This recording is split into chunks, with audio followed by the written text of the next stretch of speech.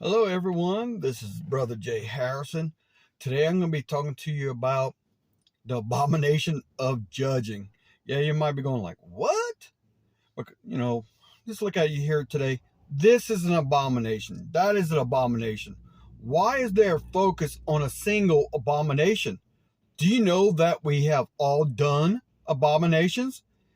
Here is my simple outline for today's message. I'm going to name a few Old Testament abominations. Then I'm going to tell you how Jesus added to the list. And then I'm going to wrap up with Jesus on judging. Let's look at Proverbs 6:16 through 19. There are 6 things that the Lord hates, 7 that are detestable to him. First, haughty eyes. That's pride and arrogance. Second, a lying tongue. Have we ever lied to protect someone else or someone else's feelings? Have we ever answered, I am blessed, or I am doing well, when asked, how are you doing? Even when not feeling blessed or not feeling well. Sometimes we lie because telling the truth will have others think less of us, bad of us. How many of us have committed this above abomination? Third, hands that shed innocent blood. That's obvious right there. Fourth, a heart that devises wicked schemes. Fifth, feet that are quick to rush into evil. With one of them, you're creating something evil. And then with the other, someone else created, but you're going to go run and join it. Sixth, a false witness who pours out lies. This one deals with mainly legal or organizational matters. But remember, if you are not an eyewitness, you may be a false witness. You could be spreading what you thought was the truth, but you might be spreading a lie because you actually did not see nor hear it. Think about that a time. That's why gossip, if you know that when you tell someone something, by the time it gets 4 or 5 people down the line, the story changes. Therefore, you're actually being a false witness. Seventh, and a person who stirs up conflict in the community. This one we have to be careful with. Your church is a community. If you disagree over and over with the messages and teachings, do not go to other members and create division and strife. Just leave. Creating strife and division in a church is an abomination. Now we're going to take a little look at Exodus 21 and 22 along with Leviticus 20. No, I will not read those chapters. I'm just going to give you examples. Will you not agree that if the penalty of doing something was death, that it would be an abomination? Here are some found in Exodus 21 and 22. Note, I will not repeat previously mentioned abominations. Anyone who attacks their father or mother is to be put to death. Anyone who kidnaps someone is to be put to death, whether the victim has been sold or is still in the kidnapper's possession. Anyone who curses their father or mother is to be put to death. If people are fighting and hit a pregnant woman and she gives birth prematurely, but there is no serious injury, the offender must be fined whatever the woman's husband demands and the court allows. But if there's serious injury, you're to take life for life, eye for eye, tooth for tooth, hand for hand, foot by foot, burn for burn, wound for wound, bruise for bruise. Do not let sorcerers to live. They mean sorcery and witchcraft or abominations. Anyone who has sexual relations with animals is to be put to death. Whoever sacrifices to any god other than the Lord must be destroyed. Now let's look at Leviticus 20. If a man commits adultery with another man's wife, with the wife of his neighbor, both the adulterer and the adulteress are to be put to death. Now, following this, they give different examples, no sex with your mom, no sex with your dad, no sex with your kids, wives, husbands, none of that. They list all kinds of different examples. The consequence for all this immoral sex is death. The previous were just samples of what was considered as abominations in the Old Testament. Even with all that listed, there may be some that will still say that they have never committed an abomination. Not even lying? Okay. When we own up to it, we realize we have.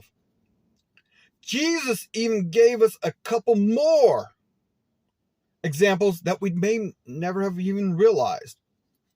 Let us first look at Matthew 5:21 through 22. You have heard that it was said to people long ago, you shall not murder. And anyone who murders will be subject to judgment. But I tell you that anyone who is angry with a brother or sister will be subject to judgment. Wait, so Jesus said that being angry with your brother or sister is the same as murder? And murder is an abomination? So anger with your brother or sister is an abomination. How can this be? Let me give you an example. Dealing with me. I was a youth pastor. I told the youth that I decided on a name for the youth group. I even told the praise and worship leader the new name. During praise and worship, he told the youth that we needed to vote on a new name. I felt my blood boiling. I was enraged. I asked the head usher to help, but he didn't because the senior pastor was out of town. I finally dismissed the praise and worship team in an angry manner. And I told him what the youth team name was going to be. How was this murder? That anger led to my dismissal from the youth ministry. Anger kills. It severs. Now let's finish the verse. Again, anyone who says Raka is answerable to the court. And anyone who says you fool will be in danger of the fire of hell. What? Oh my, oh my, oh my. How many times have I said you fool or that fool? We don't even realize that it's an abomination. Now let's go a little bit further down to verses 27 and 30. You have heard it was said, you shall not commit adultery. But I tell you that anyone who looks at a woman lustfully has already committed adultery in his heart. Oh, I'm going to look at that for a little while. Many may be thinking that this means watching porn, looking at pornographic magazines, you can look at Victoria's Secret's mail-outs. Back in the day, even the Sears catalog, the bra section, etc. No. Lust is simpler than that. It's taking that second look. Your mouth doesn't even have to drop. You don't even have to say, oh my God. Jesus said lust was the same as adultery. Adultery was sexual immorality. Sexual immorality was an abomination. So, lust is an abomination. Let's continue with what Jesus says next. If your right eye causes you to stumble, gouge it out and throw it away. It is better for you to lose one part of your body than for your whole body to be thrown in hell. Let that sink in for a minute. Lust is so devastating of a sin that it's better to have been physically blind. We fight lust almost daily. I think Jesus gives these two examples should show us that all sin is at the same level. He showed us simple things are at the same level as abominations. Now we will be looking at what Jesus said about judging. This first part can be found in Matthew 7 and also Luke 6. Matthew 7, 1 through 2. Do not judge, or you too will be judged. For in the same way you judge others, you will be judged. And with the measure you use, it will be measured to you. Now we're going to look at Luke 6, 37 and 38. Expands on this. Do not judge, and you will not be judged. Do not condemn, and you will not be condemned. Forgive, and you will be forgiven. Give, and it will be given to you. A good measure, pressed down, shaken together, and running over will be poured into your lap. For the measure you use, it will be measured to you. These two are accounts of the same event where Jesus talked about judging. So Luke 6:38 expands on Matthew 7:2. It's about measurement of judgment.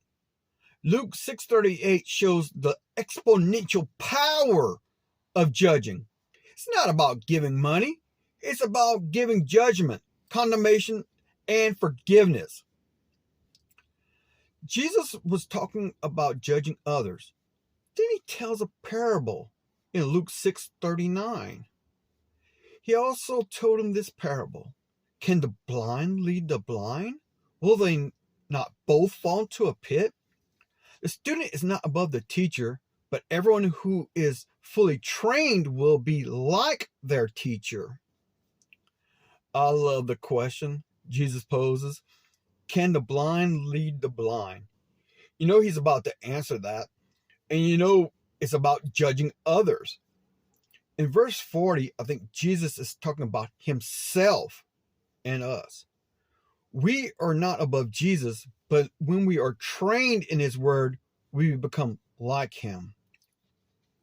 Now it's time to answer. Can the blind lead the blind? First, let's continue in Luke 6:41 and 42. Why do you look at the speck of sawdust in your brother's eye and pay no attention to a plank in your own eye?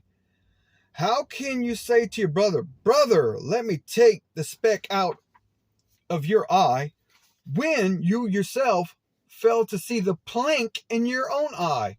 You hypocrite, first take the plank out of your eye, and then you will see clearly to remove the speck from your brother's eye. Let's see what Matthew 7:3-5 says about this.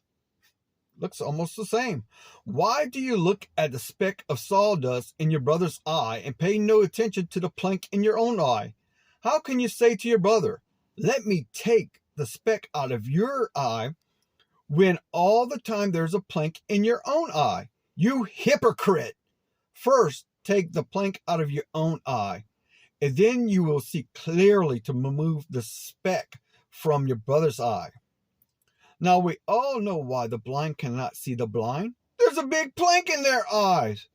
A plank was a log or board that was strong enough to hold a load. You know, like support beams for a house. It's too wide to see around. It's long enough to actually block the vision in both eyes. Even if it's a short plank, 6, 7, 8 foot, it just blocks it. Like some people say, hey, if it's right there in the middle, it's actually going to be enough to cover both eyes. And if it's only on one side, your head's going to be tilted because, it's 6 something feet long. So it's distorted vision no matter what. Both ways our vision is obscured because of our own sins.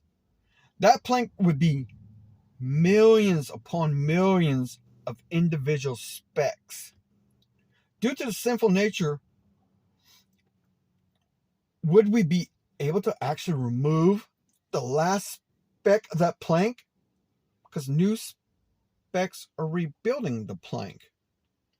Only Jesus' eyes are speck-free. Maybe that's why he said to get rid of a plank that we had sinned back to almost daily. This is why he concluded the judging sermon with the speck plank analogy. We're not to judge, period, because only Jesus' eyes are speck-free. Look at the exponential consequences of judging. This shows how much God abhors, detests, hates for us to judge. It's like judging itself is an abomination. Thankfully, the blood of Christ covers this too. God bless. There will be a further explanation of this in a book I'm writing. I'm Jay Harrison, and once again, God bless.